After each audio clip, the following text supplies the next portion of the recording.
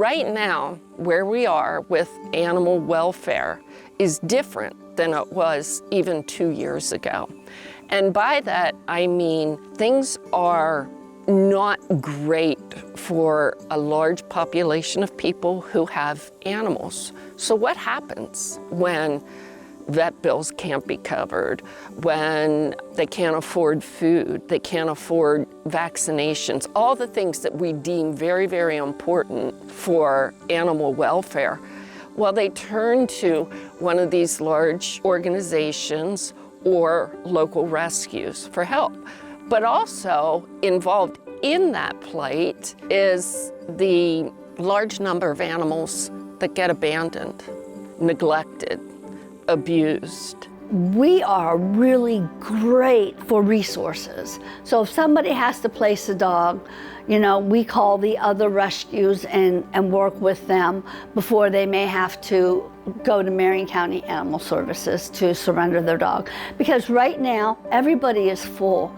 And it's not a county problem, it's not a state problem, it's a national problem. You've got big international organizations that are not taking animals right now because they are full. And that's why spay and neutering is so important. You know, we deal with a lot of groups that do spay and neutering of dogs and cats. And we also have done free vaccine clinics because a lot of people cannot afford what the vets are charging now.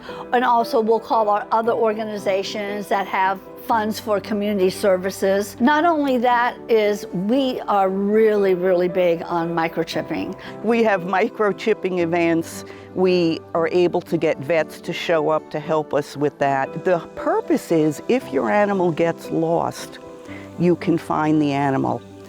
And it's really important that if an animal gets separated from the owner, that we can get that animal back to the appropriate owner. You have to have a donor for the microchips. You have to have funding to pay for the veterinarian and the technician who will be with us doing the job correctly. And the most important part, especially with microchipping, is the registration. We do all the registration ourselves. So when we microchip an animal, we guarantee that that animal is chipped and registered. I adopt Jose through this organization, and it really is a wonderful organization. After I became handicapped with my muscular problem, you know, I had to retire, and just being home. So I needed some company. And that's how I met Lily Barron. And this is how I got Jose, and he's the love of my life. I really, you know, came in contact with a good dog. What Lily is wonderful at, and what we as a collective group try to do, is identify problems within our community and within the animal welfare industry, and then figure out a way to change policies, change laws, change ordinances, or create new ones, all with the goal of benefiting a specific problem that is happening with our domestic animals. I'm the mom of Molly's Law, the ambassador to the Marion County Animal Abuser Registry. When it came to Molly's case, it was an extremely high profile case. So I got a call from the director of Marion County Animal Services telling me about the dog that got stabbed in the head, beat with a bat. She had asked me, Lily, would you please foster this dog for us? She really needs to get out of the shelter. So Molly became a member of my family. That's when it really hit hard to me, seeing her wounds, seeing how the emotion of what happened to her still resonated with her. And that's when I said, we're going to do something about this. And we pursued the Animal Abuser Registry of Marion County. The county was livid at what happened to her.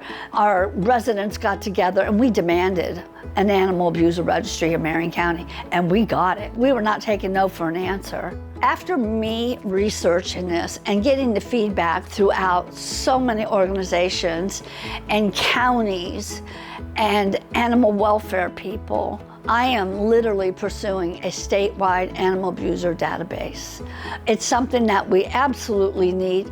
We also provide food to the community for the animals, reaching out to the community and doing microchipping events, other events, so that we keep the awareness of the plight of the rescues out in front. With any organization, especially any volunteer organization, you really need to make sure that you keep the money coming in. We don't have any staff. Everybody is volunteer. So if somebody would like to donate to us, they can go to our website, which is spcaofocala.org. And you can also follow us on Facebook, which is SPCA of Ocala. That's what we need more than anything, is funds to keep going. Donating makes the difference. After Molly's story and what she went through, and there's so many dogs throughout the state, there are hundreds that have stories like her. So that's our mission, is to make it all better. And if we don't do something about it now, who will?